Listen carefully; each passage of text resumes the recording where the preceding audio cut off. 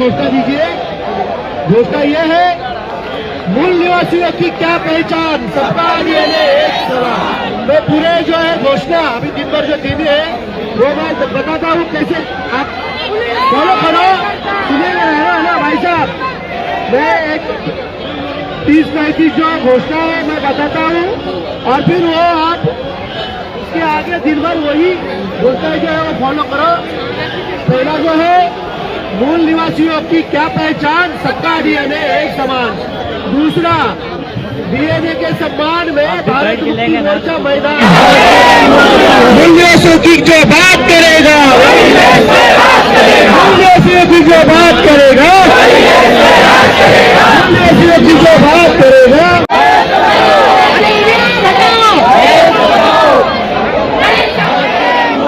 मूल निवासियों की जो बात करेगा, मूल निवासियों की जो बात करेगा, की जो बात करेगा, मुस्लिम सिख आदिवासी,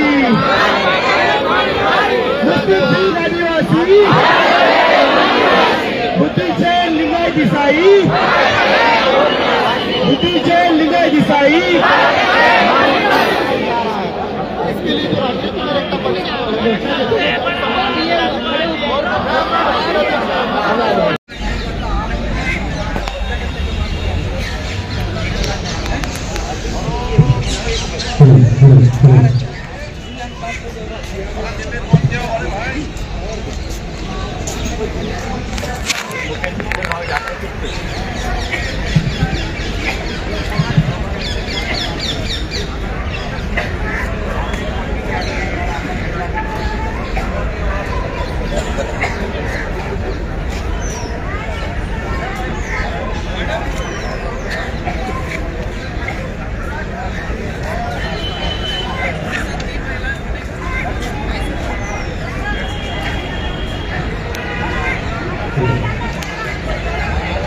MNTV के इस फेसबुक लाइव में आपका स्वागत है। मैं इस वक्त दिल्ली के जंतर मंतर पर हूँ। यहाँ पर भारत मुक्ति मोर्चा के द्वारा जो EVM के विरोध में आज बड़े प्रोटेस्ट की कॉल दी गई है, तो भारी संख्या में जो लोग हैं वो दिल्ली के जंतर मंतर पर पहुँचना स्टार्ट हो गए हैं। आप मेरे पीछे देख सकते हैं कि जो लोग हैं किस तरह से उनमें जोश है लोगों में, और जो भारी संख्या में पूरे देश भर से जो लोग हैं वो पहुंच गए हैं। और अनिल यहाँ पर अनिल माने जी हैं जागृत करने के लिए क्या कहेंगे सर? इसका कारण क्या है, क्यों उनके ऊपर ऐसी नौबत आई?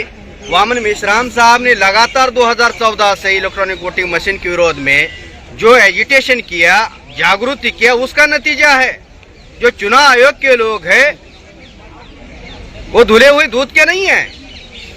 गड़बड़ी हुई है, इसलिए गड़बड़ी के ऊपर जो जागृति लोगों की हो रही है उनको वो रोकना चाहते हैं, लेकिन लोग जो है वो रुकना नहीं चाहते हैं, क्योंकि लोग इलेक्ट्रॉनिक वोटिंग मशीन के विरोध में सड़क पर उतर रहे हैं। अभी जितने भी इंटेलेक्चुअल पर्सनैलिटी है, सुप्रीम कोर्ट के लॉयर ने इसका विरोध किया है, मिनिस्टर लोगों ने विरोध किया है, अपोजिशन वालों ने चुनाव आयोग को निवेदन दे दिया कि ईवीएम मशीन में गड़बड़ी हो रही है, ये फ्री फेयर ट्रांसपेरेंट नहीं है। सुप्रीम कोर्ट कह रहा है, 8 अक्टूबर 2013 का जजमेंट उठाओ, सुप्रीम कोर्ट कह रहा है कि इलेक्ट्रॉनिक वोटिंग मशीन द्वारा चुनाव फ्री फेयर ट्रांसपेरेंट नहीं होते हैं। फिर भारत में इलेक्ट्रॉनिक वोटिंग मशीन द्वारा क्यों कंडक्ट किए जा रहे चुनाव?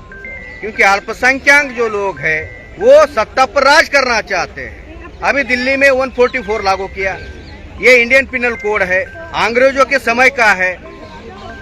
संविधान के 19 आर्टिकल ने इसको नल एंड वॉइड कर दिया है। अभी 144 लागू नहीं है, संविधान का 19 आर्टिकल लागू है, इसलिए संविधान के 19 आर्टिकल के तहत हम आंदोलन कर रहे हैं। सर, अभी आप लोगों ने ऐलान किया था कि आप लोग चुनाव आयोग कार्यालय पर जाएंगे मोर्चा लेकर। हाँ। तो सर, जिस तरह कोर्ट लगा दी गई, कैसे जाएंगे आप लोग? वो उनका काम करेंगे, हमें हमारा काम करना है। बहुत बहुत धन्यवाद। थैंक यू, हमारे साथ बातचीत करने के लिए अनिल माने जी हैं। सर, ब्रीफ करेंगे कि क्या कहाँ पर खड़े हैं? और अभी हम हैं जंतर मंतर दिल्ली में है, वामन मेश्राम साहब के नेतृत्व में आज देश भर से लाखों लोग इकट्ठा हो रहे हैं। इलेक्ट्रॉनिक वोटिंग मशीन ये गैर संवैधानिक है। प्रगत राष्ट्र में जैसा कि जापान के संविधान जो कॉन्स्टिट्यूशनल कोर्ट है उसने भी गैर संवैधानिक इलेक्ट्रॉनिक वोटिंग मशीन ये बताया है। लेकिन इलेक्ट्रॉनिक वोटिंग मशीन द्वारा बहुसंख्यक बहुजन समाज की वोट बैंक चोरी की जा रहे हैं और संविधान ने 326 आर्टिकल के तहत one man one vote one value दिया। वो वन वोट और उनका वैल्यू डिस्ट्रॉय किया जा रहा है। अगर किसी नागरिक का उसके बूथ से, उसके लोकसभा से, उसके विधानसभा से वोट अगर जीरो होता है तो उसकी वैल्यू जीरो है। इसलिए हम संविधान और लोकतंत्र बचाना चाहते हैं, लोगों के वोटिंग और उनका मूल्य भी बचाना चाहते हैं। इसलिए आज का ये प्रोटेस्ट जंतर मंतर पर इलेक्ट्रॉनिक वोटिंग मशीन के विरोध में चुनाव आयोग कार्यालय पर जो महामोर्चा निकाला जा रहा है, इसका नेतृत्व माननीय वामन मेश्राम साहब कर रहे हैं। लाखों के तादाद में लोग दिल्ली में पहुंचे हैं। कुछ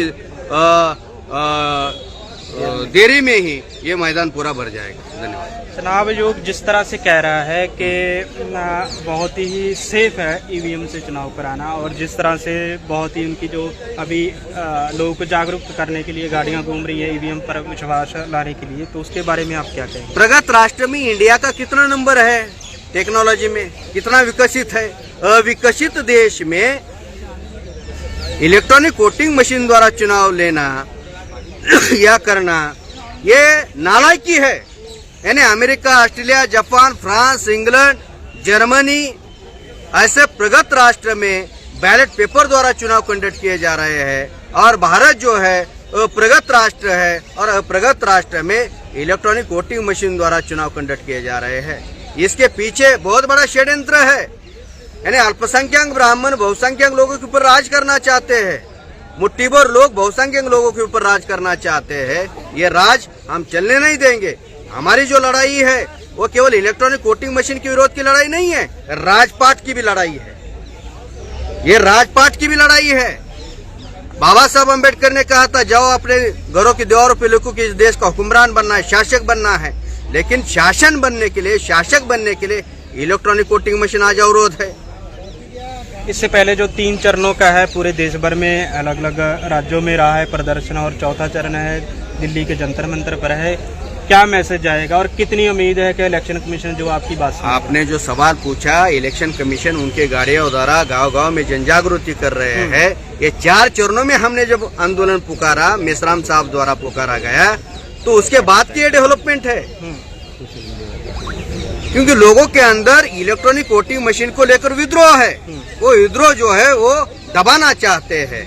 लेकिन लोग ही सवाल पूछ रहे हैं, भाई बैलेट पेपर से क्यों चुनाव नहीं करवा रहे, इलेक्ट्रॉनिक वोटिंग मशीन से क्यों कर रहे हो? इसमें धांधली हो रही है। कैंडिडेट का भी वोट गायब कर दिया। कैंडिडेट था, उसने कहा मैं समझ सकता हूँ मेरे पत्नी ने मुझे वोट नहीं दिया, मेरे बाप ने मुझे वोट नहीं दिया, बहन ने वोट नहीं दिया, लेकिन मैं इतना नालायक नहीं हूँ कि मैं खुद का वोट दूसरे पार्टी को दूं। तो मेरा तो वोट मुझे पड़ना चाहिए था। इलेक्ट्रॉनिक वोटिंग मशीन ये इंडिविजुअल टारगेट करती है, इंडिविजुअल कैंडिडेट को टारगेट करती है, इंडिविजुअल लेवल पर पार्टी को टारगेट करती है, इंडिविजुअल लेवल पर उम्मीदवार को टारगेट करती है। इसलिए इलेक्ट्रॉनिक वोटिंग मशीन बैन होना चाहिए। और बैलेट पेपर पर 2 प्रकार की लड़ाई वामन मेश्राम साहब लड़ रहे हैं। और इलेक्ट्रॉनिक वोटिंग मशीन ये केवल वामन मेश्राम साहब की समस्या नहीं है। बाबा साहब अम्बेडकर ने संविधान के 326 आर्टिकल के तहत जो वोटिंग का राइट दिया है, जो भी व्यक्ति 18 साल उसकी उम्र पूरा करता है उसको वोटिंग का राइट मिलता है। तो वामन मेश्राम साहब ने पूरे भारत में ये जागृति इलेक्ट्रॉनिक वोटिंग मशीन के विरोध में की है। तो जितने भी पॉलिटिकल दल है, जितने भी देश भर में सामाजिक संगठन है, ये उनकी भी समस्या है। क्योंकि रीजनल पार्टियों को भी खत्म करने का षड्यंत्र इलेक्ट्रॉनिक वोटिंग मशीन द्वारा हो रहा है। इसलिए वामन मेश्राम साहब 2 प्रकार की लड़ाई लड़ रहे हैं इलेक्ट्रॉनिक वोटिंग मशीन के विरोध में। एक लड़ाई सुप्रीम कोर्ट में लड़ाई लड़ रहे हैं, यानी कानूनी लड़ाई लड़ रहे हैं। दूसरी लड़ाई मैदान की लड़ाई लड़ रहे हैं। तो दोनों भी लड़ाई में जनता ने भारी मात्रा में शामिल होना चाहिए और इलेक्ट्रॉनिक वोटिंग मशीन बैन करना चाहिए और संविधान और लोकतंत्र बचाने का काम करना चाहिए। जी, बहुत बहुत शुक्रिया बातचीत करने के लिए। ये हमारे साथ अनिल माने जी थे, जिन्होंने ईवीएम पर विस्तार से जानकारी दी है कि उनका जो प्रदर्शन है क्यों इतना जरूरी है और लोगों को इसमें क्यों शामिल होना चाहिए, और इसके बारे में विस्तार पूर्वक जानकारी दी है। आप यहाँ पर लोगों की संख्या देख सकते हैं कि जो लोग हैं, जो भारी संख्या में यहाँ पर महिलाओं की भी भागीदारी है, और जो महिलाएं हैं इस तरह से जो बैनर है। और मैडम क्या कहना चाहेंगे, जंतर मंतर खड़े हैं आप? सर मैं मैत्री संदीप मानकर, मैं महाराष्ट्र से हूँ और सर मैं इस आंदोलन में इसलिए शामिल हुई हूँ कि मेरी जितनी भी महिला है भारत देश में, हम सभी महिलाओं के ऊपर, हमारी बहू बेटियों के ऊपर जो अन्याय अत्याचार हो रहा है, गैंग रेप के साथ सिंगल रेप हो रहा है, गांव गलियों में शहरों में हो रहा है, और साथ ही साथ जो रेप हो रहा है तो रेपिस्ट को यहाँ पर सत्कार के साथ उनका मनोबल बढ़ाया जाता है, जो रेपिस्ट है उनको अच्छे से शान सत्कार के साथ आगे बढ़ाया जाता है, और हमारे जो गुनहगार है उनको सजा मिलनी चाहिए। इसलिए मणिपुर की जो घटना हुई है उस घटना का निषेध करते हुए हम इस आंदोलन में शामिल हुए हैं। साथ में हमारी जो महिलाओं को 50% आरक्षण के नाम पर हमारे महिलाओं को बोला है कि आपको संसद में 50% आरक्षण मिलेगा, लेकिन वहाँ हमारी ओबीसी महिलाओं को कोई भी प्रतिनिधित्व नहीं है। मात्र आदिवासी, शेड्यूल कास्ट और माइनॉरिटी, और उसके ऊपर जो अपर लेयर है, अपर कास्ट की ब्राह्मण बनिया महिला, अगर ये ईवीएम मशीन रहेगी तो इसको हम फोड़ के ही रहेंगे। कब? जब तक ये आंदोलन में हमारा हिस्सा नहीं मिलेगा, ईवीएम मशीन बैन नहीं होगी, तो हम बैलेट पेपर लाकर ही रहेंगे, और बैलेट पेपर आएगा तभी हम लोकतंत्र में स्वतंत्र से जिएंगे, संविधान से जिएंगे, क्योंकि हमारी महिलाओं का आत्मसम्मान, मान सम्मान और जो हमारा हिस्सा है महिलाओं का 50%, वो हर समुदाय को मिलना चाहिए। हमारी अपील यही है, और इसलिए हम आंदोलन कर रहे हैं, पूरे भारत की महिलाओं को लेकर आए हैं।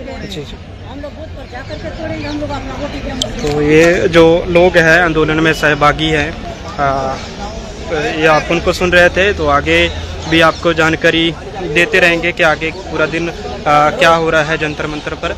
रविंदर सिंह, MNTV, दिल्ली।